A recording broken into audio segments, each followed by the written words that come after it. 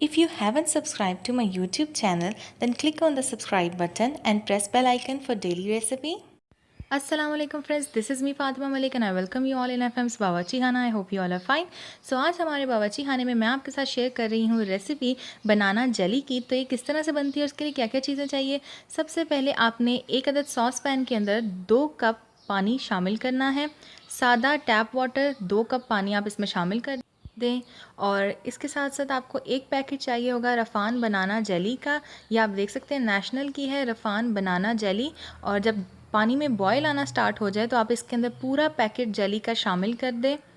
Banana flavour में ये jelly है और चम्मच की मदद से आप इसे कंटिन्यूसली स्टे करें ताकि जेली के जितने भी दाने हैं, जितने भी ग्रैनुअल्स हैं, वो अच्छे से पानी में हल हो जाएं, डिज़ोल्व हो जाएं. ये आप देख सकते हैं पानी में बॉयल भी आ रहा है. आपने जेली का पैकेट डालने के बाद तकरीबन 2 से 3 मिनट तक इसे पकाना है और उसके बाद चूल्हा आपने बंद कर देना है. ये देख सकते हैं आप तमाम तर जेली के ग्रैनुअल्स, जेली के दाने जो हैं वो पानी में अच्छे से हल हो चुके हैं. और ये आप देख सकते हैं. अब 2 से 3 मिनट के लिए आप इसे ऐसे ही छोड़ दें चूल्हा बंद करने के बाद. और इसके बाद आप इसे निकाल लें. किसी भी डिश में आप निकाल सकते हैं. मैंने ये स्टील की प्लेट ली है, ये थोड़ी सी डीप है और इसके अंदर जेली मैं सारी पोर कर दूंगी.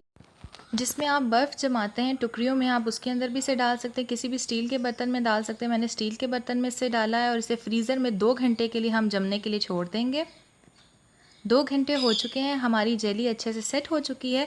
अब मैं इसे आपको कट करके दिखाऊंगी. कोई भी आप छुरी ले लें और जिस शेप में आपको पसंद है उस शेप में आप जेली को कट कर सकते हैं.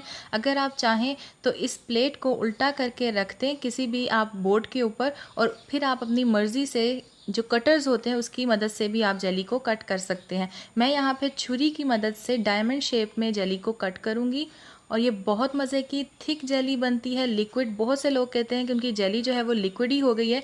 ये आपको मैं निकाल के दिखा रही हूँ ये कितनी थिक जेली हमारी तैयार हुई है. ये आप देख सकते हैं.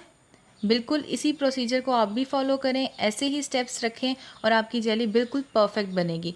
तो अगर आपको ये रेसिपी पसंद आई है तो इसे लाइक कीजिएगा वीडियो को और अपने फ्रेंड्स एंड फैमिली मेम्बर्स के साथ शेयर करना मत भूलिएगा. और अगर आपको कोई और रेसिपी सीखनी है नीचे कमेंट करके ज़रूर बताइएगा. और नीचे दिए गए सब्सक्राइब के बटन पर क्लिक करके मुझे सब्सक्राइब कर लीजिएगा. साथ वाले बेल आइकन पर क्लिक करना मत भूलिएगा क्योंकि उससे मेरे आने वाली हर नई वीडियो सबसे पहले आप तक पहुँचेगी और बिल्कुल फ्री है. So thank you so much for watching. Allah हाफिज़.